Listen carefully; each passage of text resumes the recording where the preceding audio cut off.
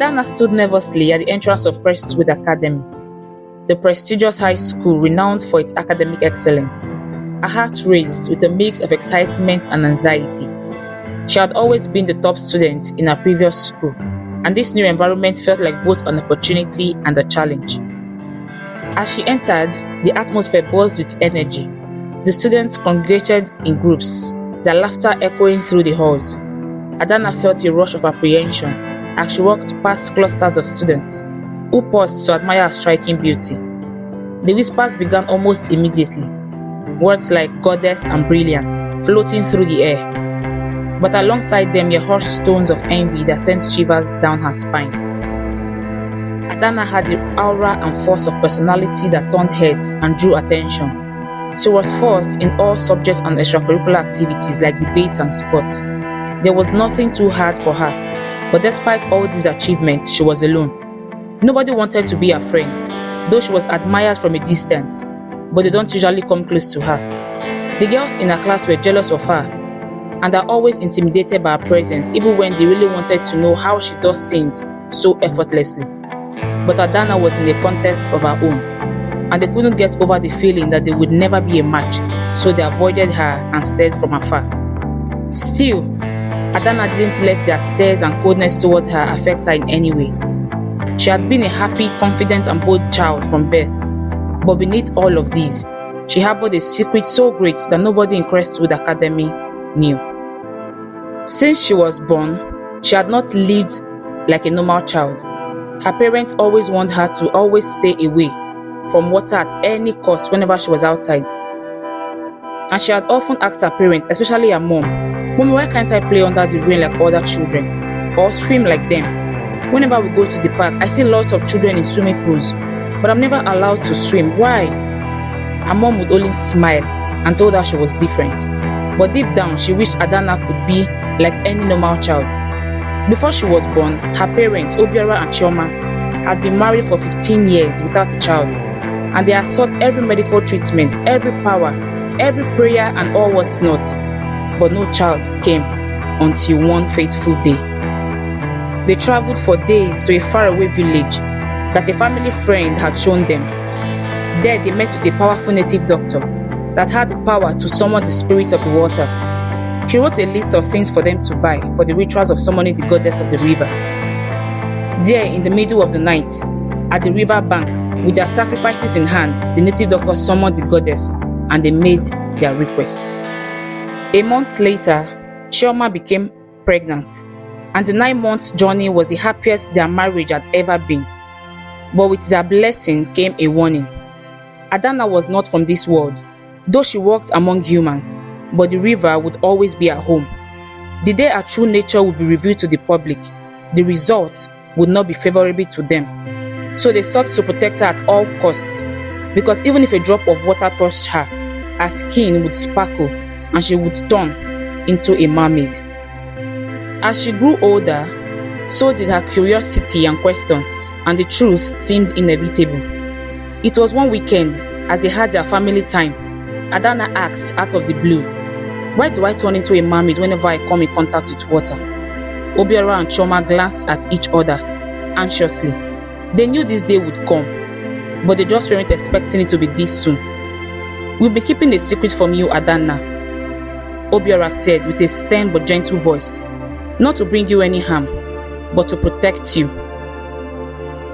Adann'a became even more curious. "Protects me? Why?" Chioma drew close to her and said in her most sweet voice, "From the world, my darling. You are special, and what the world don't understand, they tend to destroy." She went ahead and told her all they went through to have her. Adann'a looked at her father. "Daddy, is it true?" "It is, my princess," Obiora said with a faint smile. "You have 2 lives.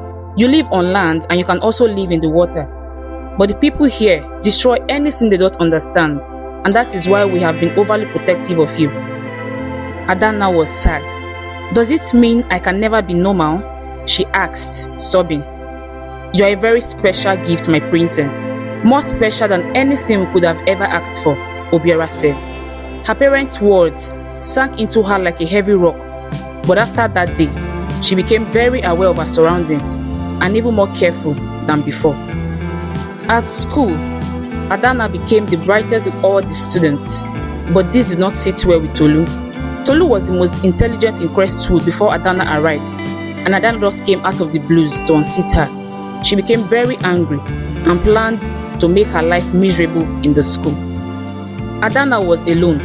She was always alone. She often kept to herself, never looking for trouble, and even if it came looking for her, she always ran away from it. But little did she know that the weapon fashioned against her was Tolu. It all started in a cafeteria one afternoon, while Adanna was in her usual corner having her lunch. Tolu and her minions, Sade and Bukola, were passing by when Tolu knowingly stepped on Adanna's leg. "Oops, my bad," Tolu said, and her minions began to laugh, while Adanna winced in pain. Another day, Adanna went to the restroom, and immediately she went in, Tolu and her minions locked her inside. When Adanna was done and tried coming out, the door was locked from the other side, and she began to scream for help until a teacher who was passing by helped her open the door. Adanna was always answering questions in class and participated in all school activities except swimming, and because of that, Tolu saw a loophole with which she could torment Adanna. One fateful day when Adanna came back from the lunch break, she met her bag on the ground. Her school bag was torn into pieces. Looking around, she saw Tolu and her minions, Sade and Bukola, staring at her with laughter. "What have I ever done to you guys? Why won't you just leave me alone?" Adanna cried. Tolu stepped forward and said, "You think you know everything, right? Always parading yourself like you are better than us." Adanna was tired of reporting to her teachers because they never did anything about it, and so she kept enduring the bully. She never told her parents about it too, and they never suspected because she always wore a beautiful smile around them. She didn't want to bother them, and so she kept it all to herself. While Adanna was busy studying and keeping to herself, Tolu was unsettled with her calmness and demeanor, and planned to embarrass her with the one thing she knows Adanna was afraid of. On this fateful day, their math teacher brought their test script and shared it to them. After sharing the test script, she started to praise Adanna for performing excellently in the test. After the teacher left, Tolu immediately walked over to Adanna's table, took her test paper and tore it into pieces before the class. Adanna stood up in anger and with a reflex action slapped Tolu. "What is your problem with me, Tolu? Why are you always pestering me?" Tolu dashed out of the class towards the restroom with anger, clearly written all over her face. Her minions, Sade and Bukola, stared as she came back with a bucket of water, but Adanna was already seated and trying to gather the shredded test paper on her table. Tolu walked up to her, and before she could utter a word, Tolu raised the bucket.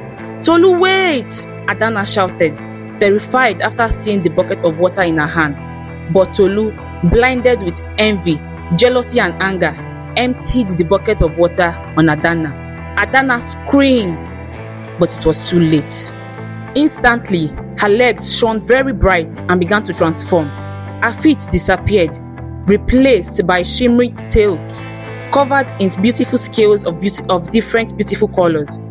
The entire classroom stood still as Adanna turned into a mermaid. The entire class burst out in commotion as students screamed, trying to run out all at once, with tables and chairs clashing because of what they had seen. Tolu stood frozen, her face painted in shock and fear. She only wanted to humiliate Adanna. She never expected this.